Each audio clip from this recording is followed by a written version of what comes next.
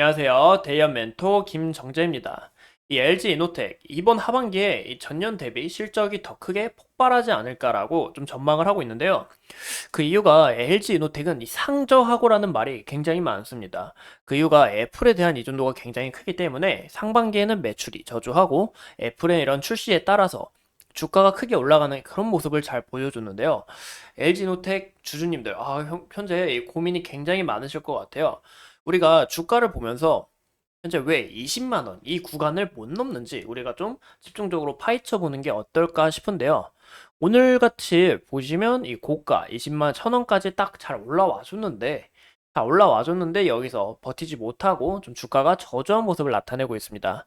거기에 대한 이유가 뭐냐? 현재 이 지수가 좀 지속적으로 빠지고 있죠. 지수가 이렇게 자꾸 빠지다 보니 어느 정도 크게 영향이 가는 게 아닐까라고 좀 우리가 해석을 해볼 수가 있는데요. 우리가 또 중요시 봐야 되는 게 뭐냐? 바로 네, 지금 기간이 지속적으로 이 코스피를 팔아치우고 있습니다. 저번 주 목요일인가 금요일에는 이 외국인이 자꾸 지속적으로 들어오면서 주가의 움직임도 굉장히 긍정적으로 나타내줬지만 오늘 같은 경우는 이 기간이 지속적으로 이 매도세를 보여주면서 현재 증시가 좀 많이 흔들린다. 좀 약간 주가가 많이 빠진다라는 것을 우리가 해석해 볼 수가 있겠죠. 이런 부분에 있어서 저도 굉장히 화가 나고 진짜 이 기간 그냥 이러고 싶지만 주주님들 그래도 어떻게 했어요? 시장이 또 이렇게 하라는 대로 우린 따라갈 수밖에 없겠죠. 이런 부분이 좀 굉장히 속상한 것 같아요. 그쵸?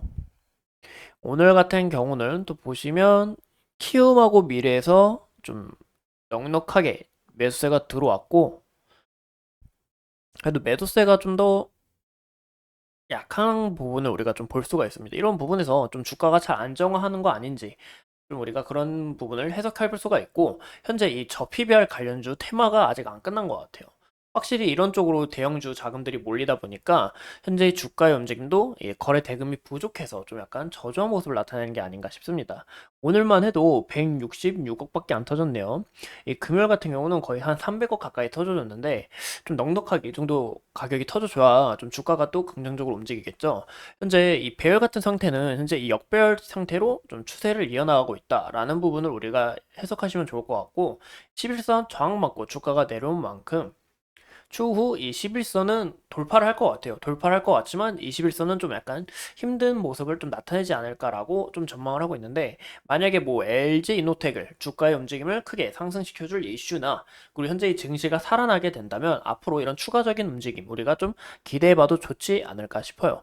현재 하락 추세 끝나지 않았고 한번 두 파동 이슬을 크게 줬으니까 여기서 한 번쯤은 살짝 반등이 나오지 않을까 싶고 현재 우리가 주봉으로 봤을 때는 1차 지지 라인은 이 18만 원 1차 지지 라인은 이 19만 원이 될 것 같고 이 19만 원을 만약에 이탈을 한다 그럼 2차 지지 라인은 우리가 주봉으로 봤을 때 이 18만 5천 원까지 좀 열고 지켜봐야 되지 않을까라고 좀 이야기를 드리고 싶습니다.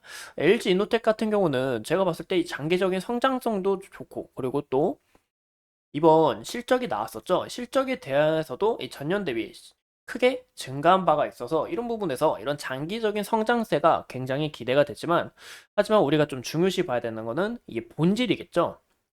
그래서 우리 좀 이따가 이 본질에 대해서 함께 파헤쳐보고 우리가 이 주봉으로 봤을 때 21만 3천 원 부근의 매물대를 어느 정도 소화하게 된다면 다시 추가적인 이런 상승 모습을 또 나타내주지 않을까라고 좀 전망을 해볼 수가 있습니다. 주주님들 굉장히 고생도 많으실 것 같은데 또 이 대형주 우리 LG 이노텍 이 주가 우리 장기적인 이런 성장세를 믿고 투자했지만 저조한 모습을 보니 굉장히 저도 저조한데요. 그러면 이 LG 이노텍 앞으로 우리가 이 이슈를 좀 중요시 봐야 되지 않을까 싶어요. 그러면 우리 LG노텍 간단하게 우리가 매출 비중을 한번 볼게요. 이 매출 비중을 한번 보시면 이 카메라 모듈이 주가 되는 것을 우리가 확인할 수가 있습니다. 또 LG 이노텍은 애플 스마트폰에 이 카메라 모듈을 공급을 하고 있는데요. 이번 아이폰 15 시리즈가 굉장히 폭발적인 인기를 얻었죠. 그래서 LG 이노텍은 이번 연간 매출이 20조 원을 처음 돌파를 했습니다. 이런 부분에서 굉장히 기대가 되고 되게 앞으로 이런 성장세에서 기대가 되지만 우리가 중요시 봐야 되는 거는 아까 제가 말씀드린 거 뭐죠? 바로 이 상저하고 이 아이폰 신제품이 출시를 할 때는 그 신제품 파급력에 따라서 실적 반등을 크게 일으키는 모습을 나타내고 있는데요. 현재 이 애플 효과라고 하죠. 애플 효과에만 크게 기대를 하고 있는 만큼 이번 실적도 애플에 대한 높은 그로 인해 크게 증가한 부분을 우리가 알 수 있습니다. 이런 부분에서 현재 LG 이노텍도 고민이 많을 거예요. 왜냐? 현재 이 상반기에는 매출이 굉장히 저조한데 하반기에는 매출이 좋아. 이 상저하고 자기들도 이제 아는 거죠. 애플에 대한 의존도가 너무 크다 보니까 이런 부분 굉장히 불안할 것 같고, 우리가 이 상저하고를 봤을 때 이런 부분도 우리가 포인트가 될 수가 있어요.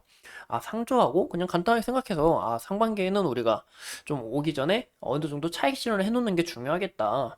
이런 부분 우리가 참고할 수 있고, 하반기가 올 때는 아, 어느 정도 이제 주가가 잘 반등을 했는지, 잘 올라와 줬는지 그런 부분을 좀 지켜보는 게 중요하겠다라는 거 참고해 주시면 좋을 것 같아요.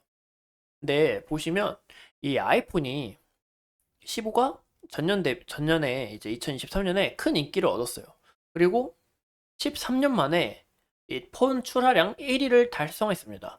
그러면 이제 앞으로 스마트폰 출하량 1위를 달성한 만큼 앞으로 이 수요가 굉장히 증가하지 않을까 이런 기대감을 우리가 어느 정도 좀 크게 심을 수는 있지만 이번 보시면 올해 아이폰 출하량 15% 감소를 한다. 전망을 하는 거예요, 전망. 그리고 갤럭시 S24는 10% 상향 조정 기대를 하고 있습니다. 그 이유가 뭐냐? 바로 이 갤럭시 S24. 첫 AI 휴대폰인 만큼 사람들의 기대감이 높아요. 갤럭시 S24로 좀 수급이 몰리다 보니까 아이폰 수출 당연 수요가 감소할 수밖에 없고 이로 인해 LG 이노텍도 크게 영향을 받을 수가 있다라는 겁니다.